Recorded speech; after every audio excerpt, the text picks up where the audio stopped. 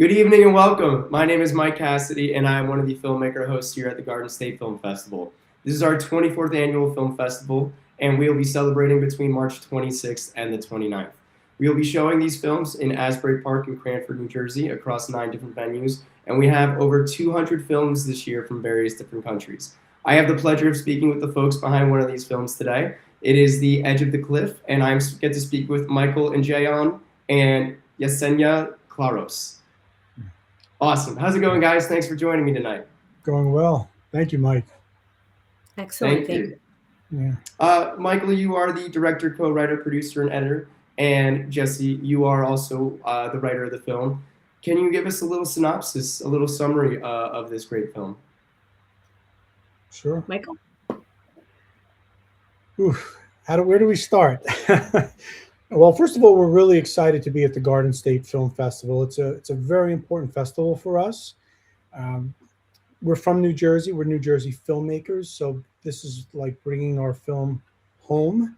So we're truly honored and privileged and excited to be here and to bring Edge of the Cliff. Edge of the Cliff is a dark film.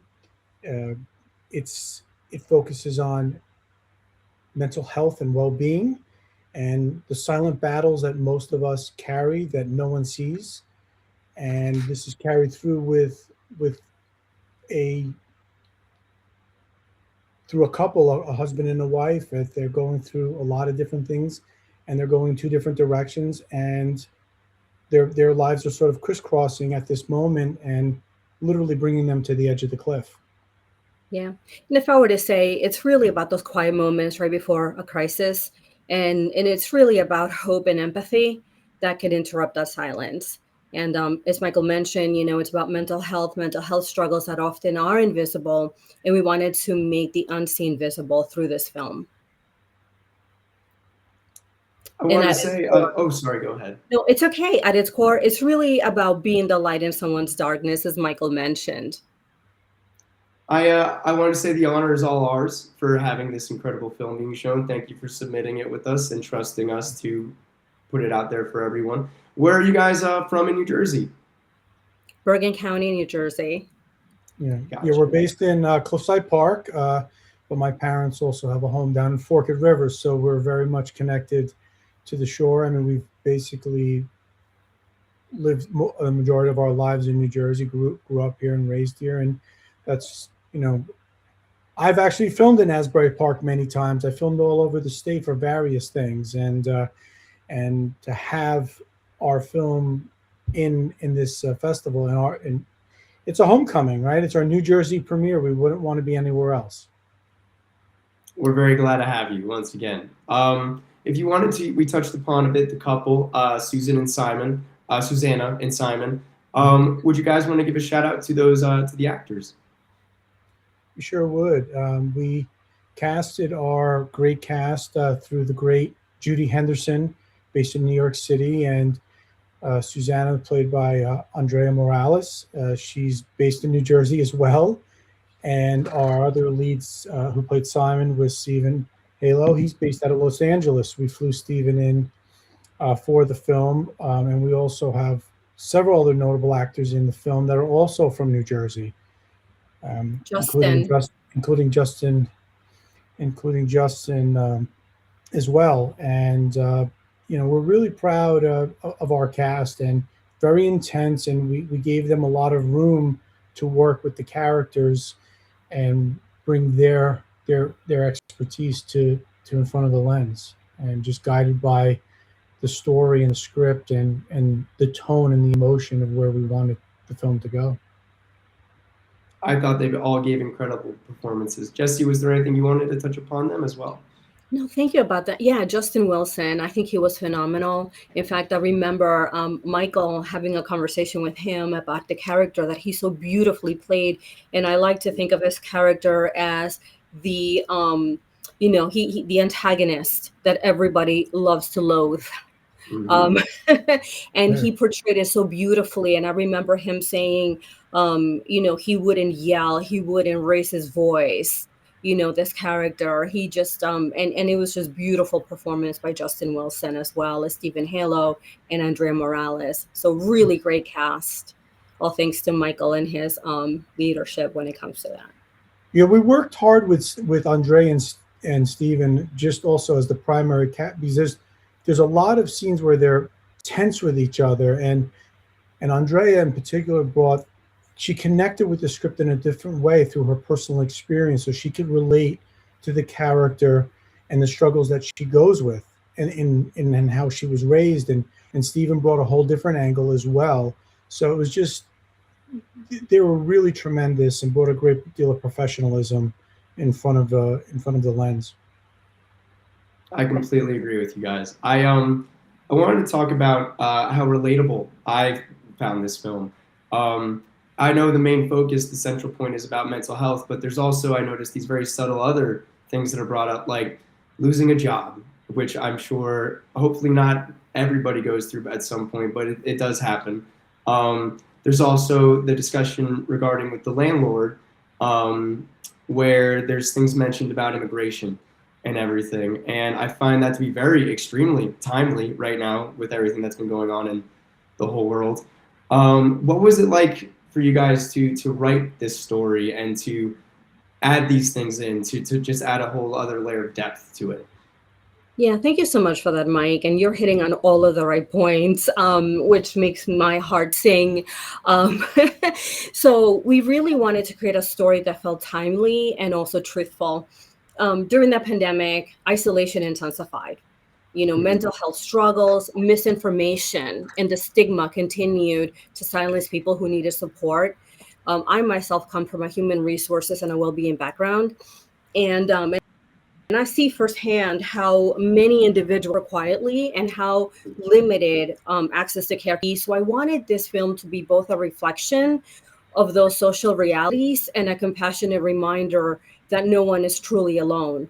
So you're right. And at the heart, Edge of the Cliff is about resilience, hope, and the power of being the light in someone's darkness. And the cultural expectations, as you mentioned, it touches on a whole bunch of things, right? Gender roles, emotional responsibility within relationships. We see a woman who is a provider and the nurturer, and she's carrying that invisible weight, trying to help someone she loves through mental health struggles, even though as she herself is struggling. And if you notice, her character is Latina. I'm Latina. And oftentimes we're told, we are supposed to be the nurturers. We are supposed to suffer in silence. So it does touch a lot of those things. It touches on immigration when the antagonist, he himself too, is an immigrant, but he feels that, hey, he's been in this country long, and he feels perhaps because of the color of his skin, even though he's an immigrant, he doesn't think that the others who are also immigrants are worthy of the same respect that he may have. And we see that through the film come through, and how he treats them and is almost bullying them, right? Yeah, and we Absolutely. didn't want to overdo it in terms of throwing it right in the face. And there was a lot of little subtle Subtle. touches upon there, even alcoholism and addiction and things like that are real life challenges for a lot of people. We live in a really tough world. And so without hitting everything over the head, we wanted to do it in a subtle way. And that also was what we took in terms of the approach from a technical perspective. We colored the film specifically blue, cold, ice cold. I knew that this film had a look. Originally, we wanted to shoot it in the winter, to bring that out with the desolation, but we were unable to. With our schedule, we had a film in the summer. And in fact, it was extremely hot, but yet we filmed it in a way that I knew that we were going to color correct it in a cold, gritty, independent style ways to make life feel very cold and isolated, and having our flashbacks be the opposite. Instead of it being a sepia or cold, the flashbacks were vivid with color and saturated, because you sort of remember things stronger and you almost yearn for those moments. So we flipped it. From a technical perspective, we made the aspect ratio a 2:3:9:1 so that it was as claustrophobic as possible for the characters, with a lot of really close-ups and very wide shots, so we feel distant yet in our head. So these were Mhm. all things that I knew about going into as far as how we were going to achieve this technically, and also restraint. We, post production, when we went through the score, it was restrained. It was more tense. That really, the main theme score doesn't occur until the final credits, and that was by design. Just it was constant restraint to let the characters Mhm. breathe and let them just exude what they needed to do, using specific camera and the aspect ratio and the color correction, and also specifically with the sound design, we and the score, we just really, and the color, we really dial things with a specific mindset in the script writing phase. I thought that was incredible. I noticed that as well as someone who struggles with mental health issues. The blue, yeah, it's like everything when you're in a state like that, you feel like there's no color. Like you feel like it's and winter. I mean, seasonal depression is a huge thing for everybody. And regarding I think that I hope that because I think everybody will be able to relate to a lot of things that are in your film. Um, and I even noticed it may have been like a closed caption thing, but this was I people that look like me don't really go through certain things. We all go through our own things, but it's different. One of the things that I noticed was when Susanna's on the phone with her former employer, she introduces herself and as Susanna, and then he says Suzanne. I think if that was intentional or like I said, a credit thing, um, and it made me realize that kind of feels like a micro, Mhm. unintentional perhaps aggression and everything. And I think there's sprinkled all over these certain things, and I think the writing's incredible. And like we discussed right beforehand, there's a very powerful quote at the end of this film that comes up on the screen. If you, I have it written down if you guys wanted to say it. But in a world of unseen struggles, be kind, be the light in someone's darkness. And I think that's a very powerful way to live, honestly. What was it like for you both to come up with a line like that? And what made you decide to have that on the screen to finish and close out this film? Yeah, you know what? First and foremost, Mike, thank you so much for sharing your own struggles because I think it takes a lot of courage to talk about that and to say that. And it came from a place of I too suffer with mental health. I've had my own struggles, and it came from that place where when I felt alone, I felt very isolated, and somebody showed me love and the light, and that's what it's about, being the light in someone's darkness, because you never know what somebody else might be going through. It's about empathy, it's about resilience, and really a message of hope to folks. So it really came from a place of self-reflection, and also a place of hope, and if we can maybe make a difference in someone's life, then we've succeeded as filmmakers and writers. Made a I difference in mine already. I apologize. Go ahead, Michael. No, I was going to say I completely agree with what Jesse was saying, because it's easy to say, hey, if you need anything, give me a call. But it's harder to Mhm. be that person to say, hey, are you okay? I'm just checking in on you. It takes action. We just can't sit and wait for the phone to ring to say, hey, I'm not feeling great, because not everyone has the courage to say, hey, I need help. I'm not having a good day, Mhm. and it builds until bad things happen, and it's all those little things that add up. Like, I'm glad you caught up upon, you picked up on her former employer mispronouncing her name. Her name is Susanna. It reflects the name her mother gave her. She's not Susan or Sue. Everyone, her name was mispronounced a few times. It's a little subtle little drop into the script that was done, and it feels disrespectful to Susanna, her character.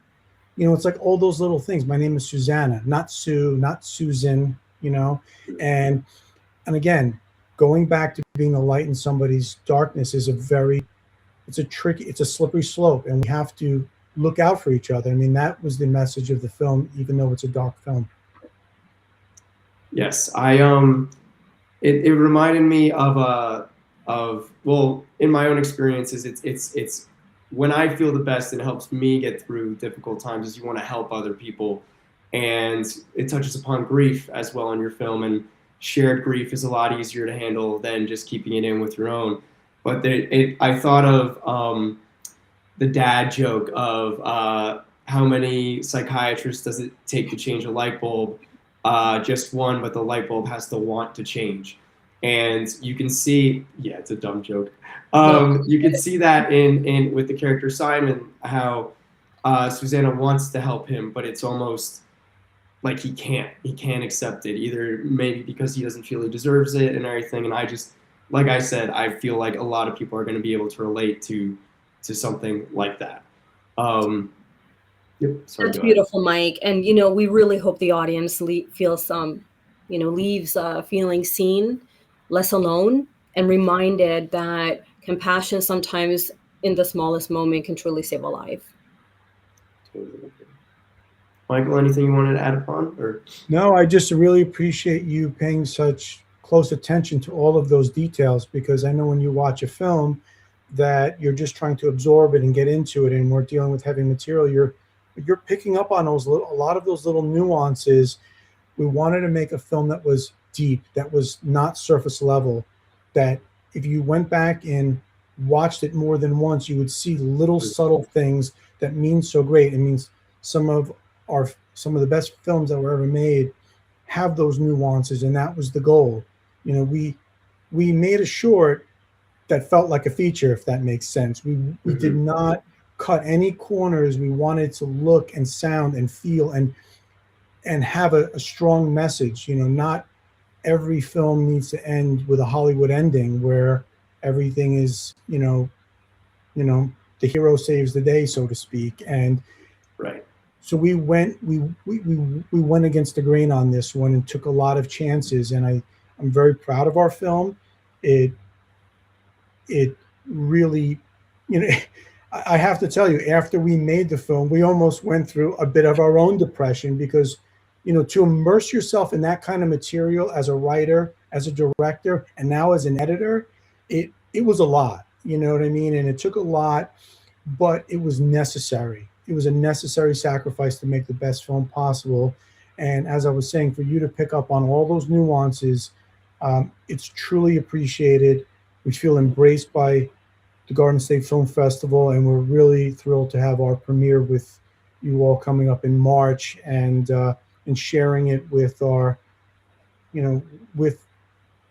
festival colleagues and friends and family and locals. People are interested in seeing this film, especially up on the screen. It has a huge impact on the screen than when you see it as a screen, a big difference. So I'm very excited for our audiences to be able to watch this film. And I appreciate you guys. I just wanted to give the attention that this incredible film deserves. So I know everybody else hopefully will be able to as well. We are unfortunately coming to the end of our time together. I could continue talking to you guys for hours, honestly. I have so many other notes I wanted to get into. But we like to ask everybody, will you guys be able to join us at the festival in person this year? We would love to. Absolutely, yes. We're fantastic. Yes, then I'm going to find you guys, and we're going to keep talking whether you want to or not. we look forward to joining everyone at the premiere, at our New Jersey premiere. We're really excited. We can't wait. Thank you again. So the film is Edge of the Cliff. It's showing Saturday, March 28th, and it's on block CT41 between 8 p.m. and 9:40 p.m. Michael, Yesenia, thank you so much for speaking with me again, and we cannot wait to have you guys in your film. Thank you, Mike. It's an honor. Honor is all ours. Honor is all ours. See, I knew I was going to screw it at some point. Thank you again, and we'll see you guys in March. Very good. Have a good one.